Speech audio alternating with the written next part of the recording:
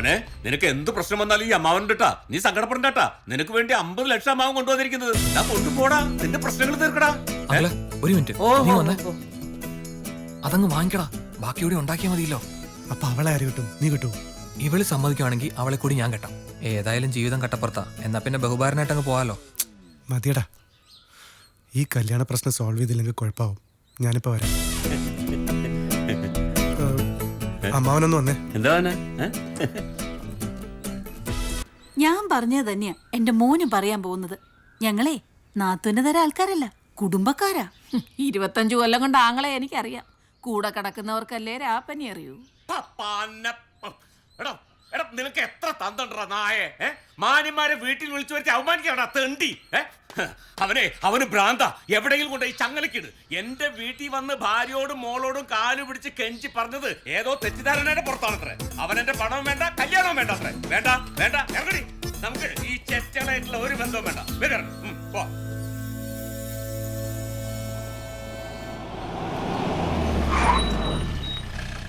വാടി. ഇനി വീട്ടിൽ ഞാൻ കാലൊന്നുമില്ല. എന്റെ മകന് സ്ത്രീധനം കൊടുക്കണമെന്ന് പണമല്ലോ അത്. താഴെ വെക്കണോ? വിശാലം പെട്ടി എടുത്ത് അകത്ത് കൊണ്ടുപോയിക്കേ. ആ പണം നമുക്ക് വേണോ? വേണം, ഞാനാ തീരുമാനിക്കുന്നത്. അത് നീ തന്നെ എടുക്കുകയും വേണം. മാറുന്നാത്തൂനെ. എടി പൊട്ടി വിശാലാക്ഷി, ഇത് നിന്റെ പണമാ, നിനക്ക് അവകാശപ്പെട്ട പണം. എല്ലാരും കേട്ടോളൂ, ഈ കൊച്ചു പൊന്ന ഗോവിന്ദന്റെ ഞാനൊന്നും പറയുന്നില്ല. വിശാലത്തിന്റെ അമ്മയുടെ വക കേസ് കിടന്നൊരു പറമ്പുണ്ട്. ഒരു റിയൽ എസ്റ്റേറ്റ് കമ്പനിയായിട്ട് കളിച്ച് കേസിന്റെ റൂട്ട് മാറ്റി അതിനെ സ്വന്തം പേരിലാക്കി കിട്ടിയ കാശ് മുഴുവൻ വിഴുങ്ങി. പണ്ട് കൃഷ്ണൻ അവല് വിഴുകിയ പോലെ. ഇതിനകത്ത് 25 ആണെങ്കിൽ ബാക്കി 75, ഇതിനകത്ത് 50 ആണെങ്കിൽ ബാക്കി 50. ഞാൻ ആളെ അയക്കും, കൊടുത്തയച്ചോണം. മക്കളെ, എന്റെ പുറകെ പോലീസ് ഉണ്ടോ? അച്ഛൻ പോവാ.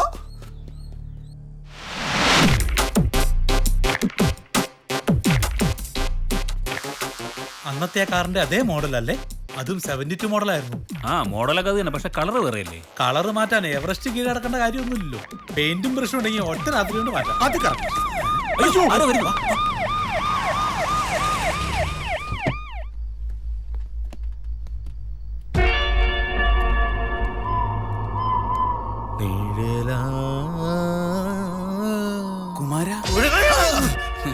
ഇവിടെ തനിക്കൊക്കെ നൈറ്റ് ഡ്യൂട്ടിക്ക് വരാതിരുന്നൂടെ? വെറുതെ മനുഷ്യനെ പേടിപ്പിക്കാൻ. സാറേ, നമുക്ക് ഈ ജോക്കർ വണ്ടി മുഴുവനായിട്ടൊന്ന് പരിശോധിച്ചാലോ? ഇവിടെ ഇതിവിടെ കുറെ നാളായിട്ട് പൂട്ടി കിടക്കുന്ന വണ്ടിയാ. ഇനി പരിശോധിച്ച് അടങ്ങുമെന്നുണ്ടെങ്കിൽ സാറ് പോയി പരിശോധിച്ചോ, ഞാനിവിടെ നിന്നോളാം. മണ്ടത്തിലായിപ്പോയല്ലേ? പിന്നല്ലാതെ.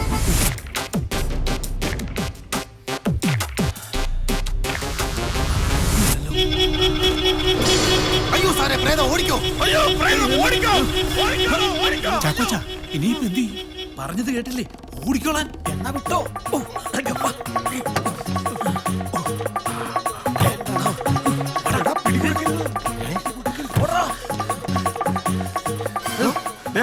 ഓടിച്ചിട്ട് പിടിക്കണോ അവരെ? BP, ഷുഗർ, കൊളസ്ട്രോൾ, ഇത് 3ന്റെ അവകാശിയാണ് ഞാൻ. എനിക്ക് പൈൽസും. എന്നാ സാർ ഒട്ടും ഓടണ്ട, എനിക്കത് താങ്ങാൻ വയ്യ, അതുകൊണ്ടാ. നീ വന്നേ. എന്തോ പറയാനാ? സാറെന്തിനാ അന്നെ പുറത്തിട്ട് അടിക്കുന്നത്? ചെകിട്ടത്തിട്ട് അടിക്കണോ? വേണ്ട, അത് പാടില്ല. താൻ പറഞ്ഞൊന്നനുസരിച്ചിരുന്നെങ്കിൽ എന്റെ പ്രമോഷൻ പോയി. ഇല്ല സാറേ, സാറിന്റെ പ്രൊമോഷൻ പോകത്തില്ല.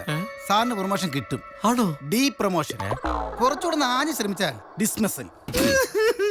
ആ 50 25 ചേർത്താൻ കൊടുക്കാലോ. 25 കൊടുക്കാൻ പറ്റൂ, 50 എടുക്കുന്നില്ല. നിങ്ങൾ ആരെങ്കിലും ഒരാൾ ഒരു തീരുമാനം എടുക്ക്. ഒരു 50 വെച്ചോണ്ട് വെറുതെ.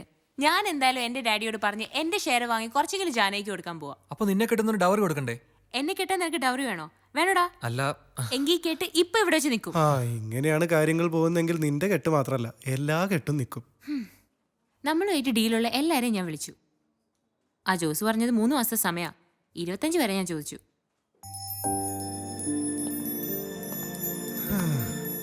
ഒരു എളുപ്പ വഴിയുണ്ട്. ത്രിമൂർത്തികൾക്ക് പോയി മത്സരിച്ച് അഴിയണം.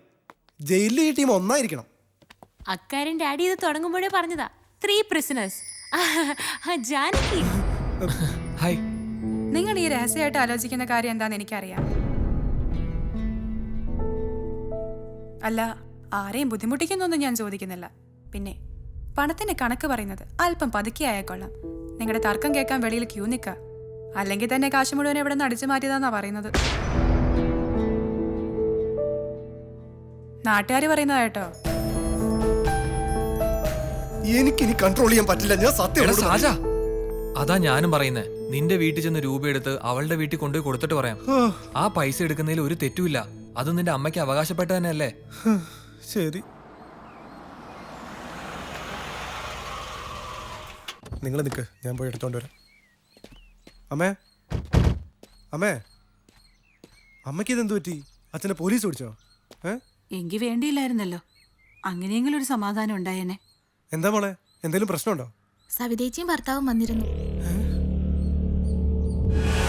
നിങ്ങളുടെ ഉയർച്ച കണ്ടപ്പോ ഞാൻ പെട്ടെന്ന് പണം ഉണ്ടാക്കാനുള്ള വഴി കിട്ടി.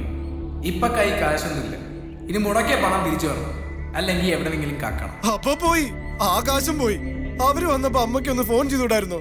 നമ്മൾ ഇനി എന്ത് ചെയ്യും? പൈസ പോയത് നേരാ, പക്ഷെ അത് കൊണ്ടുപോയത് സവിതയൊന്നുമല്ല.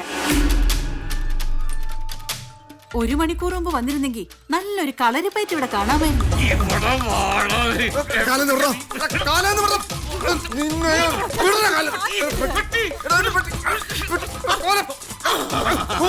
എന്നോടാ കളി.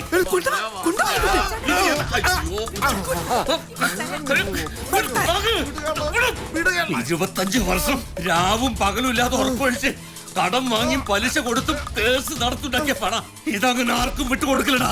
25 വർഷം നിന്റെ പെങ്ങളെ സഹിച്ച് എനിക്ക് കിട്ടേണ്ട പണം ഇത്. ഇതല്ല മുഴുവൻ കിട്ടണം. അയ്യോ,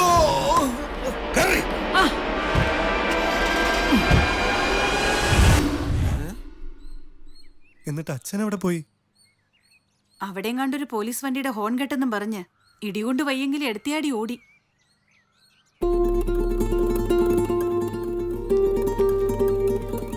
സവിതയെ ഞാൻ വഴക്കൊന്നും പറഞ്ഞില്ല.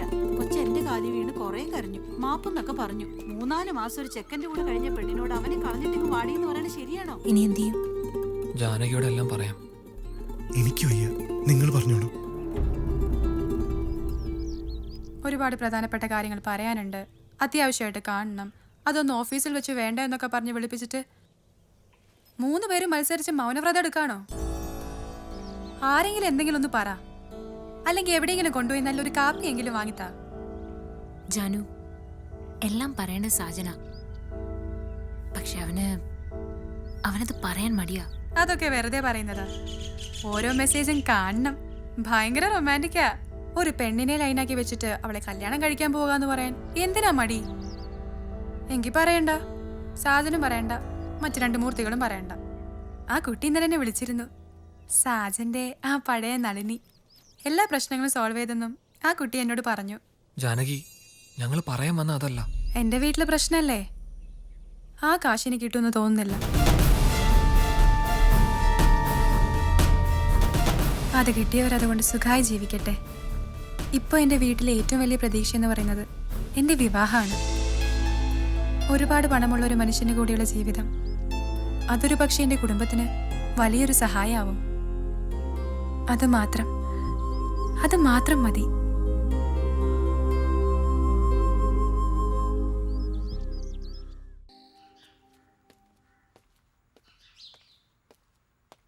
അമ്മേ, എന്താ അമ്മേ ആർക്കൊരു സന്തോഷമില്ലാത്തത്? എന്റെ മോളൊരുങ്ങാൻ ഇന്ന് ഒത്തിരി നേരം എടുത്തു. നീ ഒരുപാട് സന്തോഷത്തിലാണെന്ന് അമ്മയ്ക്ക് മനസ്സിലായി. പക്ഷെ ആ സന്തോഷം ഞങ്ങൾക്കാർക്കും ഇല്ല മോളെ. ചേച്ചി ഇനി ആ ഓഫീസിൽ പോണ്ട. അയാൾ ചേച്ചിയെ കെട്ടുവും വേണ്ട. രാവിലെ മുതൽ മൂളിപ്പാട്ടും പാടി നടക്കണം. നിന്നോടത് പറയാൻ അമ്മയ്ക്ക് ബുദ്ധിമുട്ടാ. അപ്പുറത്ത് മുത്തച്ഛൻ്റെ കൂടെ ഒരാൾ ഇരിപ്പുണ്ട്. മോളങ്ങോട്ട് ചെല്ല്, അദ്ദേഹം എല്ലാം പറയും.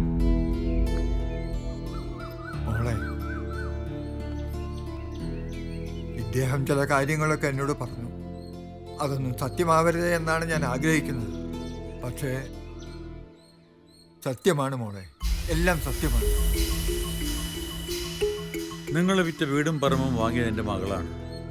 1.5 കോടി രൂപയും അവൾ തന്നു. പക്ഷേ അത് നിങ്ങളുടെ കയ്യിൽ എത്തിയില്ല.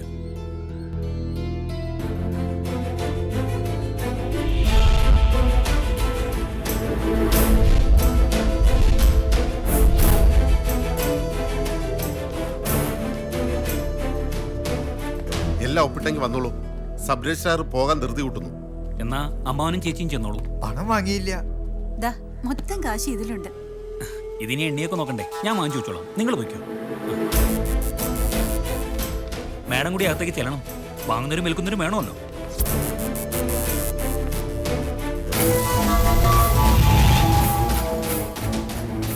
ബാക്കി സംഭവിച്ചതെല്ലാം നിങ്ങൾക്കറിയാമല്ലോ. പക്ഷേ മോൾക്ക് അറിഞ്ഞുകൂടാത്ത ഒന്നുണ്ട്.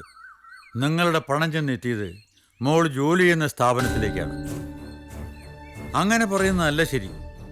ആ കാശുകൊണ്ടാ സാജൻ ബിസിനസ് തുടങ്ങിയത്. നിന്നെ കല്യാണം കഴിക്കാമെന്ന് പറഞ്ഞതിന്റെ പിന്നിലും എന്തോ ചതി കാണും. വീട് ഞങ്ങൾക്ക് സ്വന്തമായെങ്കിലും മനസമാധാനം എന്നൊന്നില്ലായിരുന്നു. നിങ്ങളുടെ കണ്ണുനീര് മാത്രമായിരുന്നു എൻ്റെ ഓർമ്മകളിൽ. അങ്ങനെ ഞാൻ മനസ്സിലുറപ്പിച്ചതാണ് ഇത് കണ്ടുപിടിക്കാൻ. ഇനി വൈകിച്ചുകൂടെ, നമുക്ക് പോണം. അവരെ 3 പേരെയും പിടിച്ച് പോലീസിൽ ഏൽപ്പിക്കണം.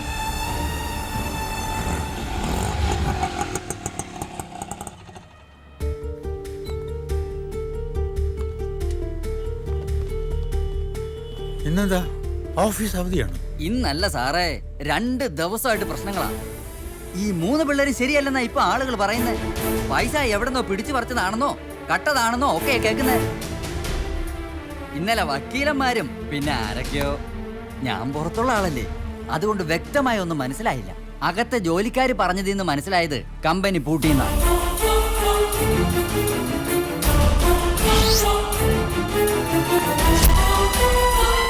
സാറേ, 3 കൂടി മുങ്ങിന്നാ പറയണേ.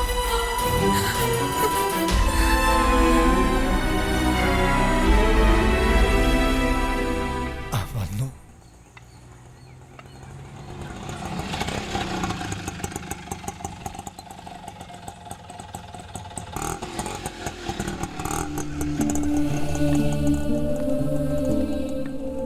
നമ്മൾ വൈകിപ്പോയി, എല്ലാം കൈവിട്ടു. കുട്ടമ്പിള്ളിയുടെ ശ്രമം ജീവിതത്തിൽ ആദ്യമായി പരാജയപ്പെട്ടു. നിങ്ങൾ എല്ലാവരും എന്നോട് പൊറുക്കണം. ഇപ്പൊ പറഞ്ഞ വാക്കുകൾ അങ്ങ് തിരിച്ചെടുക്കണം. അവരാരും എങ്ങും പോയിട്ടില്ല, ഇവിടെ വന്നിരുന്നു. എന്റെ കുഞ്ഞിനെ കണ്ട് സംസാരിക്കാൻ വന്നതാ. അവരാരും തെറ്റുകാരല്ല കുട്ടമ്പിള്ള സാറേ. 3 പേരും നല്ല പിള്ളേരാ. എന്റെ കുഞ്ഞിനെ അവർക്ക് ജീവനാ. അവര് നടത്തുന്ന സ്ഥാപനങ്ങളൊക്കെ ജാനകിയുടെ പേർക്ക് എഴുതി വെച്ച പ്രമാണങ്ങളായിരിക്കും അവർ. ഞാനതൊന്നും സ്വീകരിച്ചിട്ടില്ല. അവരപ്പുറത്തുണ്ട്.